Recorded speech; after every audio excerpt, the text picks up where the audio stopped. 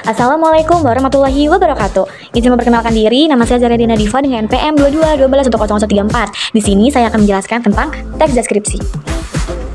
Apa itu teks deskripsi? Teks deskripsi adalah jenis teks yang bertujuan untuk menggambarkan suatu objek baik itu manusia, hewan, tumbuhan, tempat, atau peristiwa secara rinci dan mendetail. Tujuannya agar pembaca seolah-olah dapat melihat, merasakan, atau mengalami langsung apa yang sedang digambarkan melalui indera mereka. Yang selanjutnya ada ciri-ciri teks deskripsi. Ciri yang pertama yaitu ciri teks deskripsi dari segi tujuan. Dari segi tujuan, teks deskripsi dibuat untuk menggambarkan objek serinci dan selengkap mungkin dari sudut pandang penulis. Dengan begitu, pembaca bisa membayangkan objek tersebut seolah-olah mengalaminya sendiri. Itu sebabnya, teks deskripsi melibatkan 5 kesan atau panca indera dari penulisnya, yaitu melihat, mendengar, mengecap, merasa, dan mencium. Ciri yang kedua yaitu ciri teks deskripsi dari segi objek. Ciri objek yang digambarkan pada teks deskripsi bersifat khusus, individual, dan personal.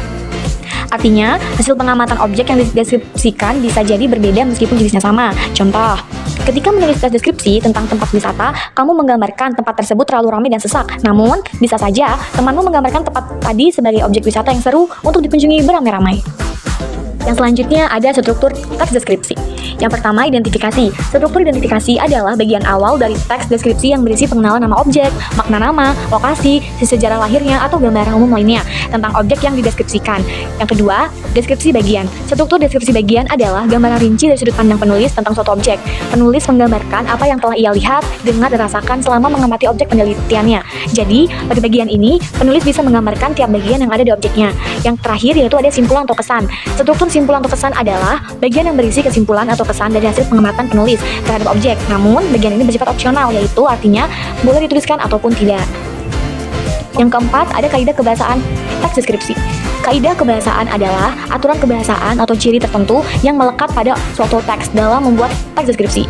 Terdapat kaidah-kaidah kebahasaan yang bisa digunakan, yaitu yang pertama ada ejaan dan tanda baca. Ejaan mencakup penulisan huruf kapital. Ada 5 aturan mengenai penggunaan huruf kapital, yaitu yang pertama, huruf kapital dipakai sebagai huruf pertama awal kalimat. Yang kedua, huruf kapital dipakai sebagai huruf pertama nama seseorang.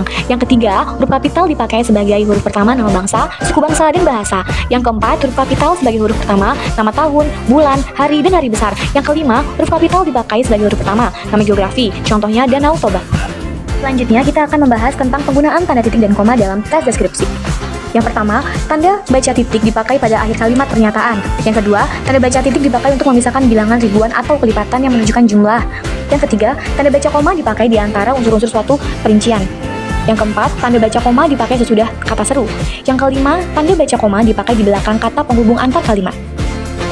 Selanjutnya ada sinonim. Sinonim adalah kesamaan makna antara suatu kata dengan kata lainnya. Di dalam teks deskripsi, sinonim dapat digunakan untuk mengganti kata agar tidak membosankan untuk dibaca.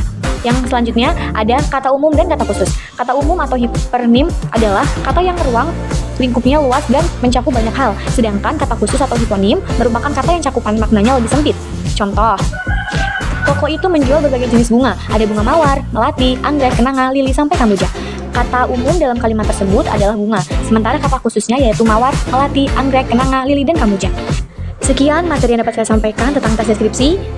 Saya akhiri, wassalamualaikum warahmatullahi wabarakatuh. Terima kasih.